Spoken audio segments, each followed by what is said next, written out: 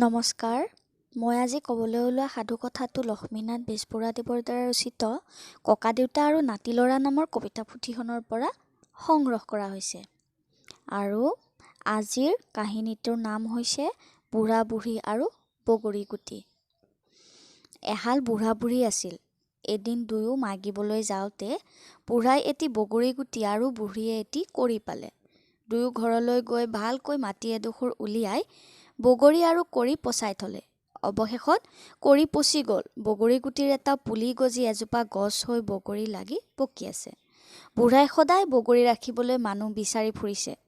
এনেতে ওপৰেদি এটা কাউৰী উৰি যোৱা দেখি সুধিলে, হেৰ' কাউৰী, হেৰ' কাউৰী, তই মোৰ বগৰী ৰাখিব পাৰিবিনে?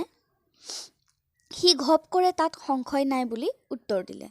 বুঢ়াই ক'লে, বাৰু তোৰ মাতটো মোক মাতি শুনাচোন।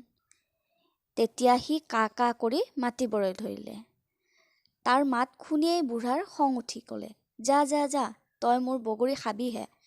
তাৰ অলপ পিছতে এটা বগলী ওপৰেদি উৰি যোৱা দেখি বুঢ়াই সুধিলে, হেৰ' বগলী, তই মোৰ বগৰী ৰাখিব পাৰিবিনে? বগলীয়ে উত্তৰ দিলে, পাৰিমতো, নোৱাৰাৰ কাৰণ কি? তেতিয়া বুঢ়াই ক'লে, বাৰু মোক তোৰ মাতটো মাতি শুনাচোন। তেতিয়া বগলীয়ে কক কক কৰি মাতিবলৈ ধৰিলত তই বগৰী খাবিহে বুলি পূৰ্বৰ দৰে বুঢ়াই তাকো খেদাই দিলে। অৱশেষত এটা ফেচু ওপৰেদি যোৱা দেখি সি সুধিলে, হেৰ' ফেচু, তই মোৰ বগৰী ৰাখিব পাৰিবিনে? ফেচুৱে ক'লে, যদি তুমি কোৱা মই ৰাখিব পাৰোঁ। বুঢ়াই ক'লে, বাৰু তই তোৰ মাতটো মোক মাতি শুনাচোন।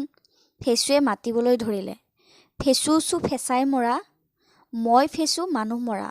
মাত শুনা মাত্ৰকে বুঢ়াই তাক বগৰী ৰাখিবলৈ হুকুম দিলে। ফেচু বগৰী ৰাখিবলৈ লাগিল।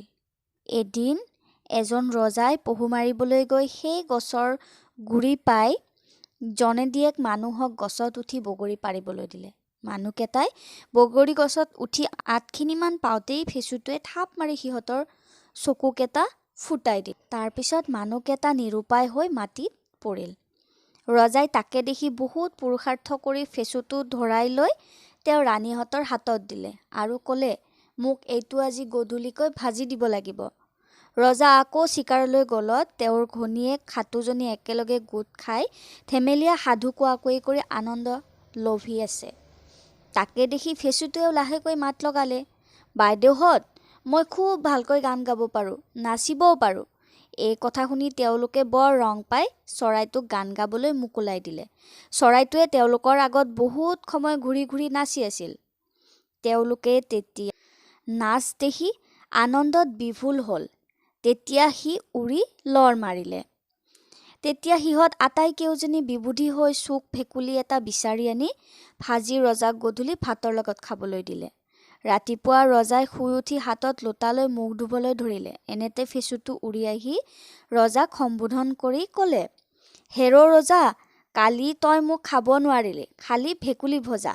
ৰজাই আচৰিত হৈ এজনী এজনীকৈ আটাইকেইজনী ঘৈণীয়েকক সুধিলে, কিন্তু সৰুজনীৰ বাহিৰে এজনীয়েও সঁচা উত্তৰ নিদিলে।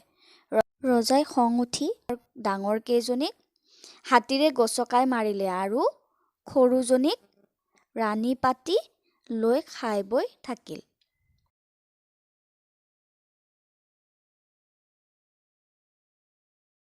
সাধুকথাটো যদি শুনি ভাল লাগিলে মোৰ চেনেলটো ছাবস্ক্ৰাইব কৰি দিব আৰু এটা কমেণ্ট দি দিব। Thank U.